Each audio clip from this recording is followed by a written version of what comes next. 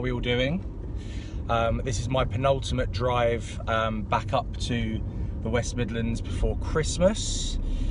So as has become customary, I'm jumping on doing a bit of a quick live video for everyone so I can share my thoughts of the week. So this week's been a bit of a big one, hasn't it, really? In the UK, we've had our general election, which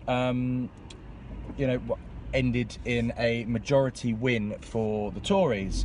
So I think what a few people, I went to Partners in Property yesterday, and what a lot of people were talking about is what the election result actually means for the country in terms of business, property investment, the economy. What happens now, basically. So I've kind of got my thinking cap on this morning and tried to think of a few things that I think will happen as a result. I think this is overall, I mean, look, any majority, it's a good majority. We haven't really had a strong majority since the referendum, to be honest with you. And I think, the result of the referendum was a bit of a shock to a lot of people. But I think also the relative weak governments that we've had since have played an integral role in, our economy not being as strong as it could be, and not being as buoyant as it usually is, and that we've seen the pound go down and all that sort of stuff. Well, look, now we've got a strong majority government in. The pound soared, literally overnight. The pound soared, and what that tells me is that internationally confidence is back with the UK. And look, like it or lump it, a lot of people don't like the fact that people from around the world invest in property, for example, in the UK. And but if we're seen as a strong economic country, that will only be good news for trade. Now, one of the other, in not being negative, I didn't want Jeremy Corbyn to get in. I didn't want Labour to get in, and that's because I think, in terms of my business and my clients and all that kind of stuff, it would have been overall, I think, bad for the country if Corbyn had got in. A couple of things that I think would have been really negative was obviously he was considering, or they were talking about making changes to corporation tax, which would have been really, really tough for business. Businesses have had it relatively tough since the referendum anyway. Some businesses, international businesses, have moved away from the UK, or planning to move away from London or England or the UK in general, moving to Ireland and Germany and all these other sorts of places.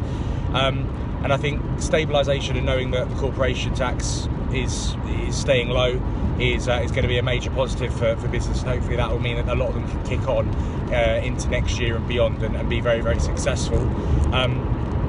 Corbyn was also talking about the land value tax, which would have just basically changed taxation completely in the UK, and I think again it would have had a really negative effect on the on businesses, because essentially instead of sort of handing over some of the business rates to the tenants of shops and commercial businesses, commercial units, the owner of the land themselves would have had to start paying these rates, and it's just an additional expense that would have hit businesses, and it would have gone against businesses basically.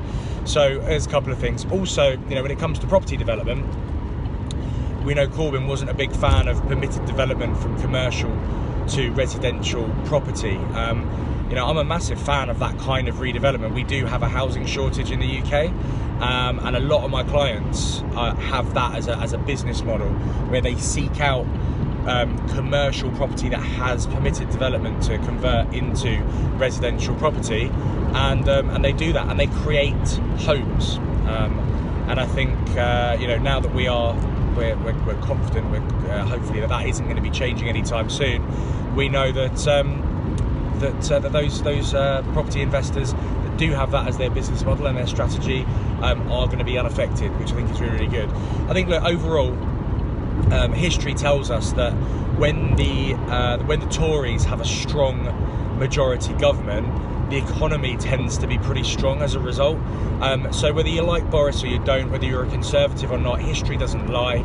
And I know, look, we learn from history, but it's not always going to be exactly the same, and it's not always a case of history repeating itself, but generally, as a rule of thumb, we have seen that overall our UK economy is taken care of pretty nicely when there's a majority Tory government in, which we have now. So hopefully that's going to be a positive. So I think overall pretty good. Things are looking a lot better today than they were on Wednesday, and I think that's a fact. There's been a lot. One of the things that really has kind of started to upset me a little bit about the people in this country at the moment is, we've become quite bad losers. I think after the referendum there was a lot of passion, which was great, about politics, but a lot of it was spouted out in a really, really negative way. I'm a massive disliker of negativity, which is kind of a bit of a weird double negative almost.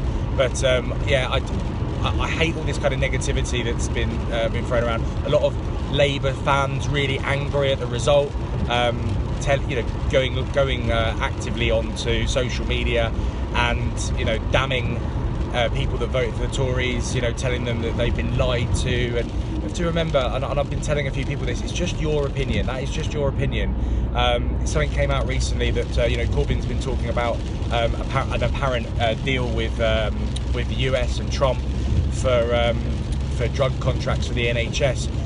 Look, I'm not saying that politicians don't lie, so I'm not saying this is 100% the truth, but Trump has come out publicly on a number of occasions now and said he's absolutely no interest in drug contracts and the NHS in general. So, is that Corbyn lying? So, everyone lies, and I think, I saw one comment which was really, really awful, which was effectively somebody suggesting that anyone that voted Tory should go and hang themselves.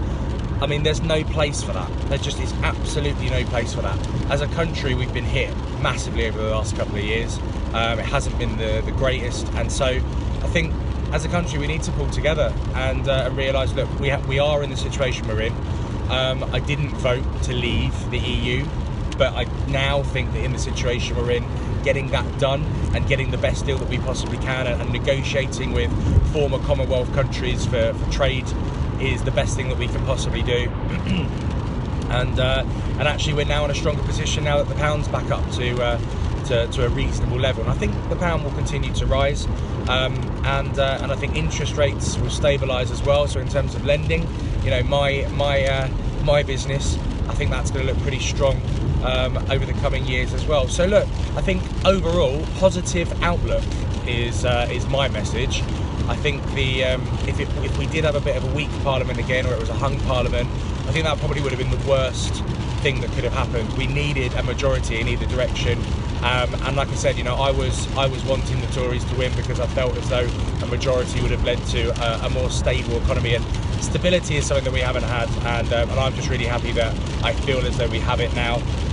Let's get Christmas out the way, and then we can go about leaving in the EU. As has been the plan for 3 years, getting it done properly, getting it done smoothly, getting it done quickly, and then let's just get on with business as usual. Let's continue building houses, let's continue supporting small and medium-sized businesses in the UK, and the bigger ones too. And yeah, here's to an exciting 2020 now. So lots of things that I'm looking forward to next year. Myself and Engin are looking at launching a small side business, which we're very, very excited about. We're looking to launch a new property and finance podcast in the new year as well. So that's something that's massively exciting, and I'm talking to a lot of people about guest spots over the coming months. Lots of public speaking already booked in for next year. We're going to be at Brendan Quinn's Development Summit, which is on the 18th of January, which is a Saturday. I'll make sure I get some links to tickets for that. I'm also speaking at the Sue Sims's social housing seminar for property investing in January as well. I'm now speaking at 4 partners in property meetings. That's London, which I already do already. I already do it. Birmingham, I'm now actually going to get my chance to get up in front of people and talk about finance, which is great. And I'm now announcing that I'm actually going to be speaking at the Bristol PIP meeting, as well as the Manchester one, which is a brand new one. The only one now I'm not doing is Southampton. I don't think I'm going to have the opportunity to do that one as well. But I think four's not bad, and hopefully there's going to be a few new things as well. I'm hoping to get my first sort of gig talking about social media for business as well, which I'm really excited about. But look, if anyone's watching this and they do run any sort of property meets or property seminars, any kind of property education, I really do enjoy trying to educate about finance and how it can be used in a really positive, strategic way to help you with your property goals. So if anyone is interested, please do send me a direct message on Instagram, Facebook, LinkedIn, whichever, whatever's your preference. And you can find me at the Sam Norris on Instagram and Twitter. You can search for my name, Sam Norris, on YouTube and on LinkedIn, and of course on Facebook I'm Sam Norris Property, so search for that and you'll be able to find me. Yeah, please connect with me, and let's talk about what we think is going to happen in 2020. I'm interested to hear what your views are and what your plans are. So look, hopefully this was insightful, whether you agree with me or whether you don't. I'm about to come off the M25 to get on my favourite road in the world, the M40. So yeah, look, I definitely will be doing some stuff before Christmas, but in the run-up, enjoy this time of year, spend time with friends, family, eat great food, drink great drink, have a great time, and I'll catch you on the next one, guys. See you later, have an awesome time.